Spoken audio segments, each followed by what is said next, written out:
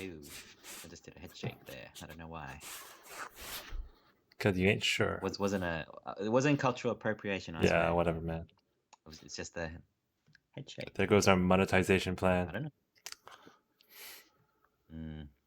We were hot in that market as well. All right. And if you know which market I'm referring to, then you're the Yeah. one that's Yeah, you're the problem. That's right.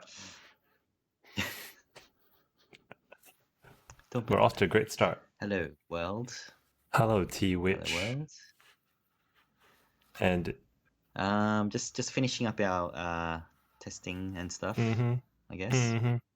we'll probably get straight into Let's it. do it. Do we have a fun show? I don't know. I don't know how this will go.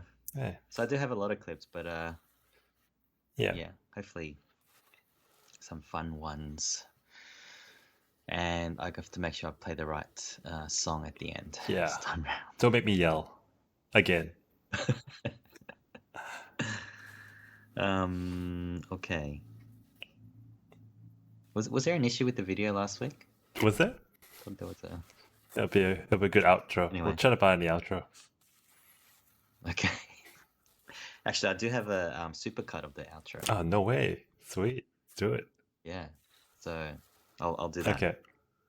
It's yeah, I think I've sort of saved it for the outro. I love it. Let's do it. Kick us off. Well, we'll see if you love it or not. Sorry, I'll just making sure everything is in the right order before I stuff everything up. Okay. Just getting buzzed all the time on my watch. Naked Tech Podcast is live. Whoop, whoop. Actually, how do you want to... What is the ordering? Oh, first we do Big Tech on trial, then we do TikTok, and then we do Cool Tech. Okay. Standard. Run of the mill. Standard. Okay. I've got my intro. Episode 153. 153. I've got 3 and a 2 and a 1.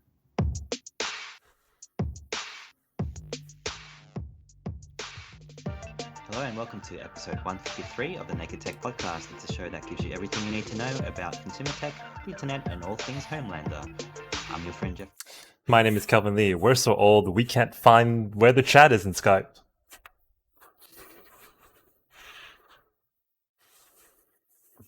Hi. Stuff like we're recording on Skype, of course, but and you're trying to send me something through the chat. But I did also update just before we started recording Skype. I know, but it shouldn't be this difficult, Microsoft. The chat should just be the damn chat on the call. I mean, I've struggled with this before the change, so I think so. You're running Mac at the moment. I'm running Windows. Occasionally, for whatever reason, Skype uninstalled itself, and I have to reinstall it using the Windows Store. So that's annoying as hell, and it just doesn't make sense that the chat icon is so difficult to find, as well as the screen share icon. So, well, funny you say that because the update this time around clearly shows the chat icon now. It's more like your traditional Zoom or every other video chat app. I think they're trying to play catch up there. I mean, it's kind of crazy that Skype dominated this market. Yeah, because probably only 5 years ago. Well, there was no competition, right? So now that every company has one, lots of it. Teams, Chime, Zoom. I'm running out of other sort of video chat companies. I mean, Cisco. It's been around for ages. So whatever the Google one is now. Yeah, well, Google has a bigger issue with its messaging. Its plethora of messaging services. They kill one practically every year. So I'm curious to see. Hey, but they've got one head of that department. Yeah, now, right? exactly. Well, it's going to take a while for them to sort that mess out. Talking about messes. Yes. So anyway, we got there. I have your clip. Yes. It's all queued up. Speaking of which, let's get into our first story. So last week there was a congressional hearing in the US, not Australia, and maybe I'll just play like an intro clip from the Wall Street Journal. The chief executives of Apple, Facebook, and Alphabet are congressional hearings veterans. They'll be joined by first-timer Amazon CEO Jeff Bezos on Wednesday, as all four come virtually before a House Judiciary Subcommittee. The topic this time is one that strikes at the heart of each of their companies: whether new laws are needed to rein in big tech. So, Kelvin, I know we use the term Mm-hmm. FANG quite a bit, but it doesn't quite apply in this case because there's no Netflix. So I'm going to call them GAFA. That's pretty good. I like that. Google, yeah. I mean, like, is it Alphabet or Google? It's technically it's Alphabet, so it could be AFA or FR, but yeah, GAFA is what I'm going to go for. But maybe It's that'll funny you stick. say that That's because in this Google. Verge article that I'm Yeah. showing on Twitch, they still mention Sundar Mhm. Pichai as Google. Well, technically it's Google because Alphabet is run by. Well, no, I think it's Google. And he's also the CEO of Yeah, Alphabet as I well. think this So is more about Google. I don't think Alphabet has really. They're not really a company, right? They're more of a group of companies. So I think it's right to call it Google. sure. So let's go with GAFA. They're not coaching anyone, as far as I know, but GAFA showdown with the antitrust panel of the House Judiciary Committee. That's the full name of the panel, and this happened last week. And so playing a little bit of catch up here, and you know, if you're in tune with all the tech activities happening, you're familiar with a lot of this. But today we're just going to cover some of the things that I picked up. You know, a bit out there, things that may not be being covered right now. And we're going to play clips on some of those.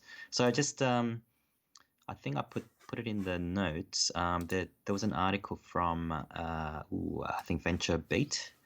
I wanted to talk about how they all dialed in remotely. So you know, a lot of the reporting has been they appear in Congress or at Congress, but no, this is all in the comfort of their own homes or / mansion. And I just wanted to obviously for the audio listeners, you can't get a feeling for it, but like, what can you see from the four CEOs in picture there? You know, they're all wearing the same suit. Yes. Number one. Yes. Similar sort of shading of tie color, which is sort of gray, Yep. bluish. Staying away from red, I think, Political for reasons. you know, political reasons. The one looking at this photo, Yeah. the one person that stands out and all the time is Zuck. Why is he so close to the camera? And why are his blinds so yellow? You would think that being one of the richest men in the world, he could fix the blind issue in his background. I'm talking about Venetian blinds here, or whatever you call them. I like Sundai's trippy sort of artwork at the end of that. You know, Tim has kept it simple, and so has Jeff. So it's interesting, like the approach. I wonder behind the camera where there's a whole bunch of people just doing hand signals and waves and facades and things like that. So this went on for 5.5 hours. Oh my Kelvin. God. So there was a lot of dead air time, and you know, a little bit has been made of Jeffrey Bezos. You know, there was a big break for him. I think he didn't talk for like 2 hours, and apparently sort of reached over to get some peanuts and something like that. So, you know, this is very 2020. The committee were actually all in Congress, so I don't quite understand why this was all remotely. Or I guess if they had the option, then you know, I guess it makes sense that they would choose to be remote, because the grilling was hard. Grilling was hard, as you will listen to. And you know, as the clip said earlier, the intro clip, everyone but Bezos are sort of, you know, veterans of this grilling in Congress. It's the first time for Amazon, apparently, so I didn't realize that until just recently. And the way, I mean, obviously I didn't sit through the 5.5 hours, but I have seen a lot of videos. But like Zuckerberg, he's just very pumped about, you know, talking about freedom of speech and, the high and mighty stuff of what Facebook is trying to do. Obviously, no one believes him. And you got Tim, who sort of apparently didn't get much airtime. So like his questions were like not as hard. So he says, like Nilay Patel, like in the Vergecast, he was saying, oh yeah, he's like, yeah, the phone has a keyboard, so what? Sort of attitude, which is kind of cool. The phone. I'm gonna play a clip here, and this is sort of to get a feeling for, poor Mr. Pichai. And this is just the sample of the questioning that he was getting. Effectively destroying anonymity on the internet. Mr. Pichai, you became CEO of Google in 2015. Is that correct? That's right. Oh, poor Mr. Pichai. Pichai? Did she get confused with Captain Picard? Like, what's happening there? Like,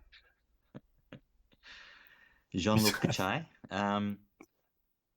Yeah, I mean, like you can even tell from that photo. He's just like he felt like a school kid or something, just being grilled by the teachers. I don't know. It's like yes, man. Do you feel yes, like man. amongst the four of them, Sundai is the most? I don't know. He's the most technological. Like he's the technologist amongst the four of them. Would you say it's fair? So I Definitely. don't think this is his.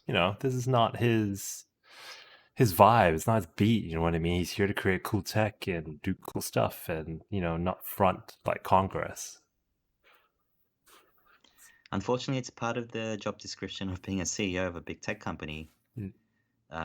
So yeah, I think, like from the clips that I've seen of Sundar Pichai, I think he's done pretty well. But like, in terms of the attitude displayed as part of this big call, remote, I think it's call. His answers were like just waiting for the questions to come, and he would just yeah, I think so. That's correct. And some of the questions, they weren't questions. They're more statements. Yeah, like that's rough. You're just sitting there, just getting scolded at. I'm not quite sure what Congress wanted out of this. Did they explicitly say? Okay, I lost that last couple of seconds, but Yeah. we'll move on. Uh-huh. The screen froze for a couple of seconds there. Did you hear about how Zuckerberg was asked why Trump Jr.'s tweet was deleted? No.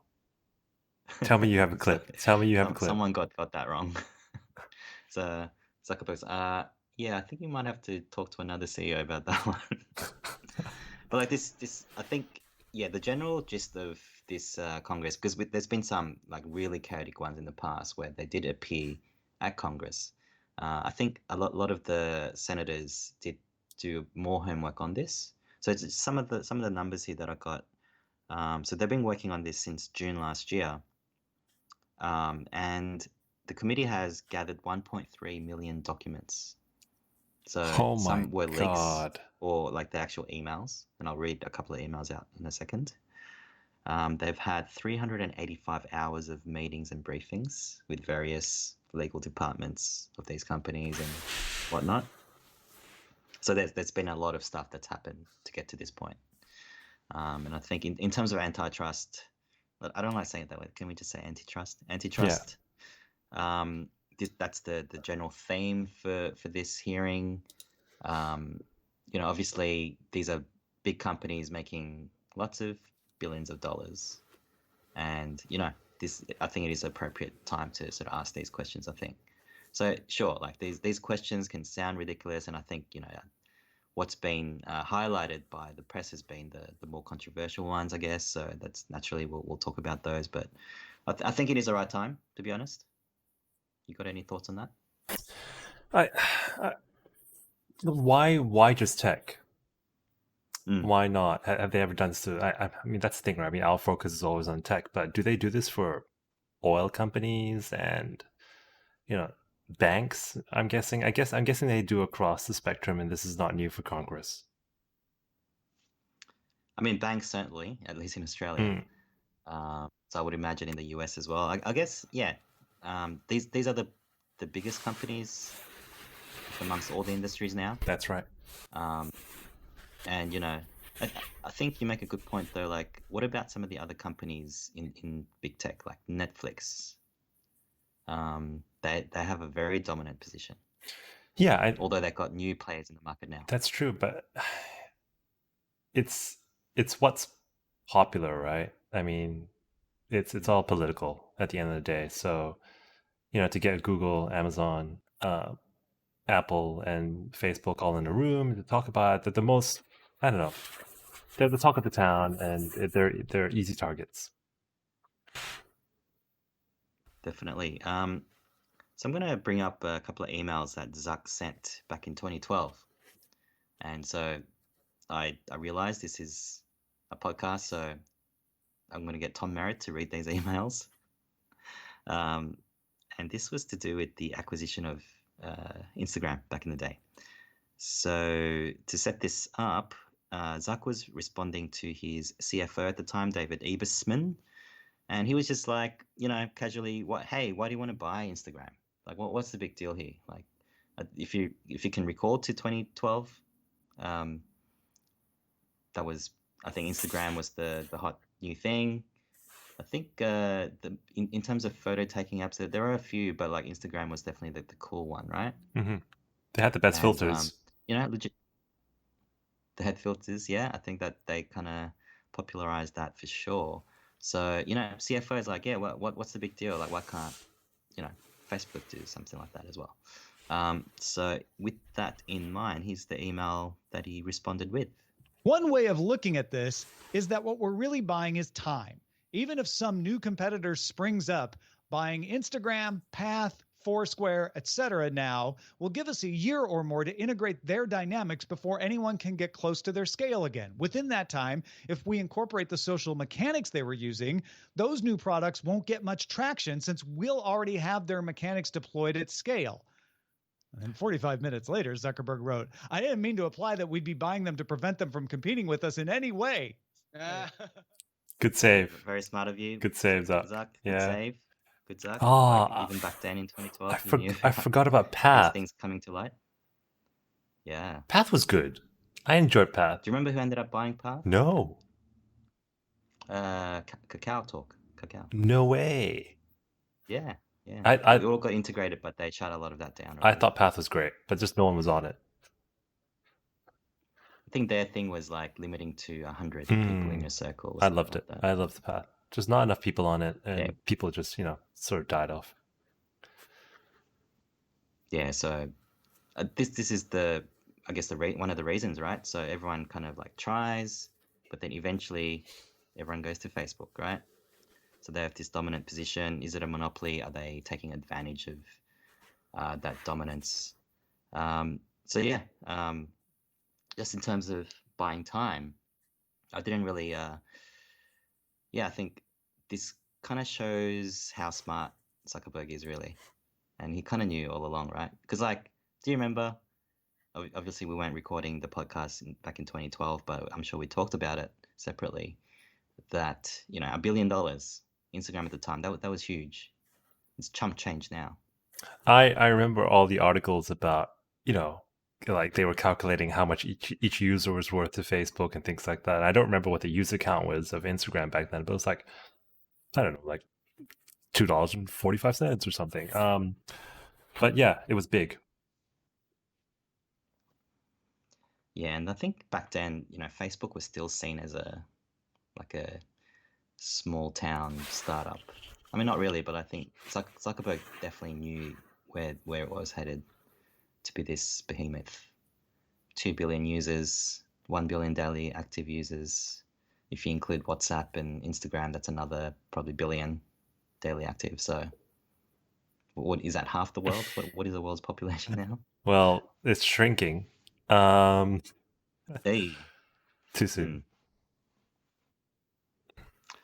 Yeah, I've got another email from Zuck, and this is something totally different, and this is to get a feeling for where this was all headed. I think you would find this interesting. So here is Zuck responding to an employee, and I think he or she was involved with that acquisition of Instagram, and this sort of talks about the possible future for Facebook. One reason people underestimate the importance of watching Google is that we can likely just always buy any competitive startups, but it'll be a while before we can buy Google. Facebook buying Google. They thought about it, eh? I'm sure they thought about. Yeah, I'm sure they have all these like what if scenario plans all laid out in Facebook. That'd be interesting. Yeah, so that's really what I have for that part of it. I think in general it was quite eye-opening, like just watching the CEOs that we talk about almost on a weekly basis now. Yeah,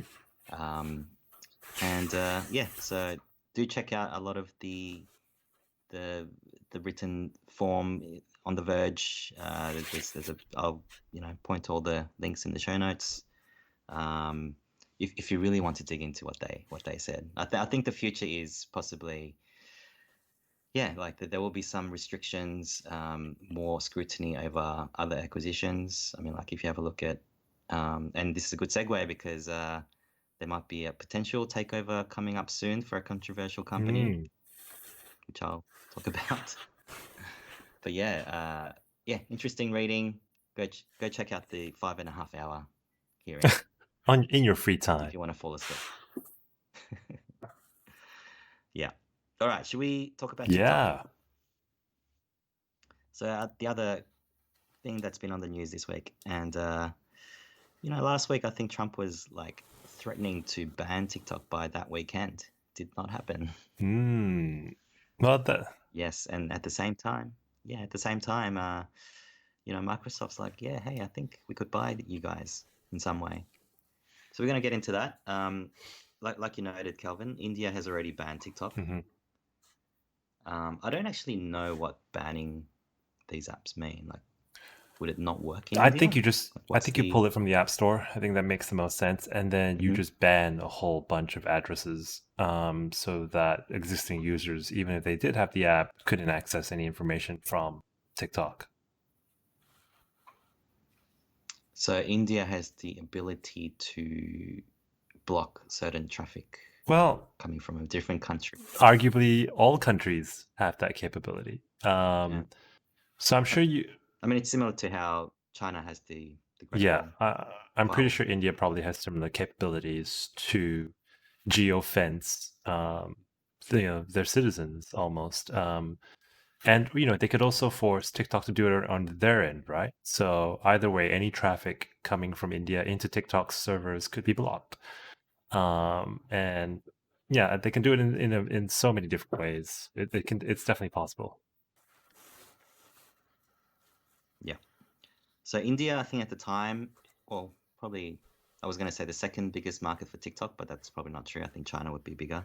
But the other dominant market for TikTok is the US. So I've got a pretty good clip here from Walter Masterson. He's a famous TikTok user apparently, and he lives in New York. He was just walking by Trump Tower, and he had a message for the president. Every morning before the stock market opens, I get my iced coffee, then I talk to the president. You can't shut down TikTok! And you needed to spread your fascism! If you shut down TikTok, then you only have YouTube, Facebook, Twitter, Fox News, and radio and Fortune to spread fascism! Don't shut it down!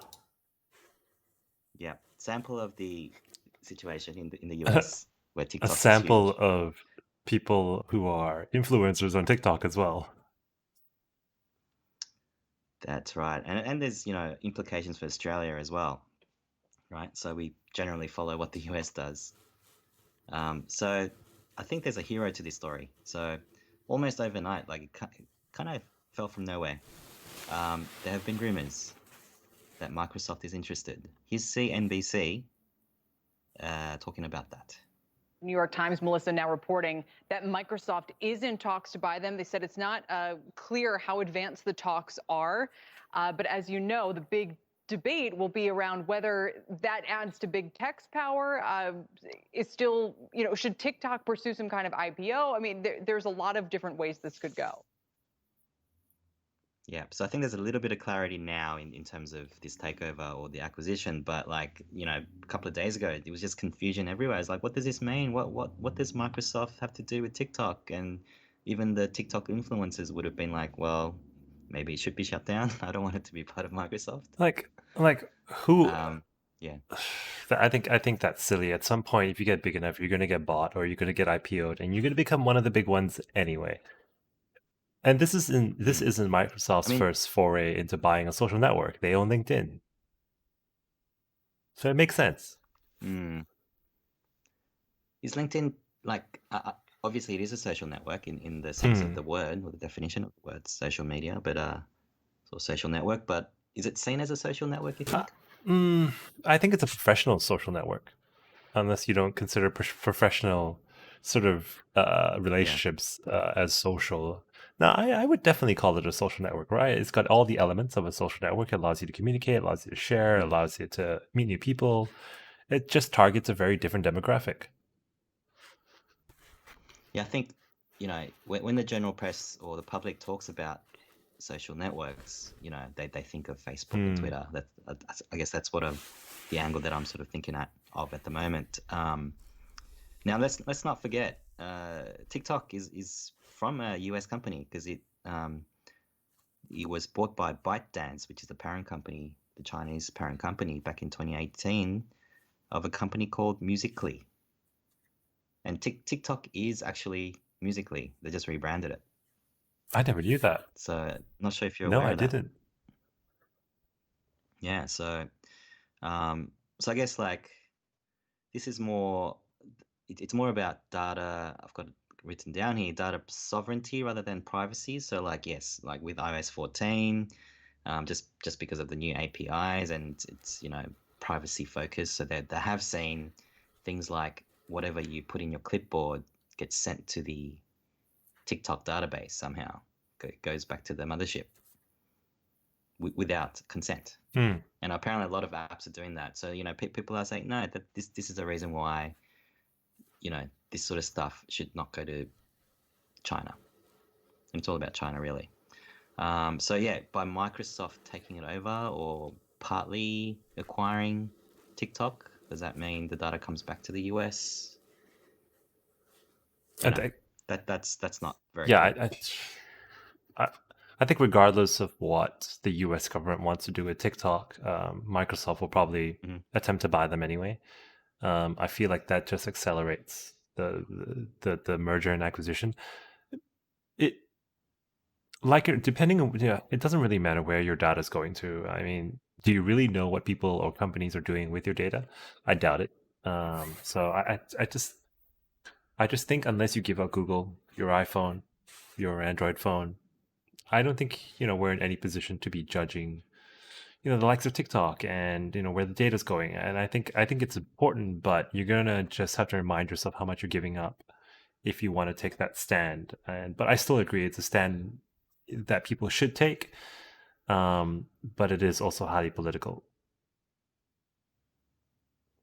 For sure. I've got just to end this segment. The best tweet from Casey Newton, I think. So I don't know if I clipped that, but basically reads, Microsoft appears to be on the cusp of owning a cradle-to-grave social network. Minecraft to TikTok to Excel. So that's your Microsoft world right there. Yeah, and let's not forget what happened to Snap. Instagram took a couple of its elements, and I don't know what the numbers are for Snap, but I haven't heard anything about it in the longest while. So be careful, Microsoft. I mean, there's nothing to stop the Instagrams of the world to trying to figure out their video Insta TV offering that could easily rival what's happening on TikTok. So if TikTok goes down and TikTok continues to get the bad rep, I don't see why influencers on TikTok don't just jump over to Insta TV and just do their stuff there. Yep, everyone's copying each other as we saw from the first segment. All right, I think you got something cool. Yeah, just a really quick thing that I wanted to share to close off the show. I've been watching a lot of YouTube videos on like cool desk setups and how people are working from home. And I saw this particular device on one of the videos I was checking out. that I hadn't seen in the past, and it's not new. It is made by BenQ, who does monitors and cases and other PC peripherals that way. It's a light bar that sits at the top of your monitor. I found a good little intro from this YouTube channel that focuses on cameras. It's called Pro DSLR. So we'll play that really quickly, and I'll go into why I think this could be my next buy. This has to be by far my favorite desk accessory. Basically what it is a strip of LED lights that mounts to the top of any monitor to illuminate the keyboard and basically your entire desk. And now you may be wondering, that sounds a little extra, which it kind of is, but the effect that it creates is truly magical. So let's talk about this truly magical experience. I'm not going to be as, high as that guy. So dreamy. So it sits on top of your monitor. So the first thing it eliminates is the need for having another lamp on your desk. And there's limited space already on your desk. For example, what's illuminating my desk at the moment is a lamp that sits on my left. And it can't get quite bright when I lean to the left. I try to put it behind me, but it's horrible for video conferencing. So having a light in front of you to light up your face and your desk is perfect for video conferencing, especially the world that we're living in right now. What's really interesting about this light is it has a sensor similar to your iPhone or your Android phone to detect how bright the light should be.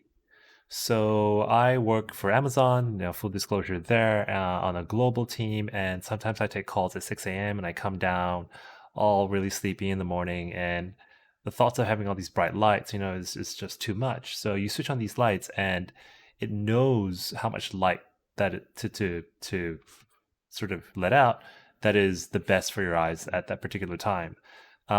So it can also do a wide gamut of lights, so from yellow to white, to suit the the lighting at that particular time. So what you're saying is like the sensor will pick up on the other lights in the room and then light up your desk. That's right. So on Twitch right now, I can show you all the sensors that are on top. It's almost like a camera that looks around the room, and it picks up what sort of lighting is around, how bright it is, and it reflects the right light onto your computer, your desk, your keyboard, and it looks really good as well. So they've got a diagram here where instead of pointing light directly into your eye, it reflects off your screen and reflects off the table, so your eyes aren't as tired. So you don't get that the reflection effect because the light shining on the screen. So yes, forth. That's pretty clever. No, it is. Yeah, it's angled like away from. That's right. So it's got a full color standard here from 2700K to 6500K. And if you look on Amazon right now, it's going for about $180, including shipping. So it's not cheap. But considering how much time we're spending on our desk at the moment and, the weird hours we all work because we're slowly merging personal life and work life, I think this is a good thing to have if you don't have a desk. And I'll let everyone know if I do end up getting one anyway. Yeah, I think, I guess a review is on the way as well. I think $180, that's definitely better than I think I spent $150 recently on a cat backpack, which is too small. Oh God, that's. So yes, I wish you told me this. That is probably the best thing I've heard this week. So, on that note, with Jeff spending $150 on a cat bag that was too small, we hope you enjoyed episode 153 of the Naked Tech Podcast. Come to the website and check out the other 152 episodes. That's thenakedtechpodcast.com. You can find us at any of the social media networks, not including LinkedIn. That's Calva. Jeff out. Maybe we should be on LinkedIn. Why? I mean, I think I'll put it in my LinkedIn profile. I don't know. It's a company I work at. A producer. Wait, what do you put as your title? CTO. Podcaster. You can be CTO. I'm the CDO. I'm not gonna say it. Talent. Quick, play the outro. I want to hear it. Okay, we're gonna play an outro from the hearing. I think I might stop. Fade out the thing first. Okay, we're not very experienced with this part of the Show. Policy, as far as I'm aware, no other there's no- retailer so limited there's their no use actual- of data at all. There's no And then I actual think we have- enforcement. There's no actual no, enforcement of I that was gonna- policy. So it's I was gonna say that voluntary I and think there's there- no actual enforcement. So maybe No, that no, no. answers No, I my. meant, sorry, it would be Well, better for the Mr. customer Bezos, to have all of this that is a- selection. And I think we were right, Yeah. and I think it's worked out We're well. for claiming the my time. customer, for Unfortunately, this is third-party one of sellers, and for reclaiming myself. my time, Mr. Bezos. Do you believe that the Chinese government steals technology from U.S. companies? Mr. Bezos? You're on mute. Mr. Bezos, I believe you're on mute. I'm sorry, I'm saying I have heard. Look, we've. That was just an example of the crazy stuff that went on. I mean, 5 hours. Like every mistake that could possibly be made on a typical conferencing call was probably there. Yeah, it was like a meeting. It was I like a know. Can normal you see my meeting. screen? That's my favorite one. 2020. Can you see my screen? I'm sharing my screen. Can you see my screen? Yes. Did you see my tweet on that No. a couple of months ago? Everyone chimed in. So that's I think that's all I tweeted. Is my screen visible or whatever it was? And then people just started adding stuff. All right, I'm onto going to go that. check it out now. Thanks for tuning in, Twitch and YouTube viewers. Later.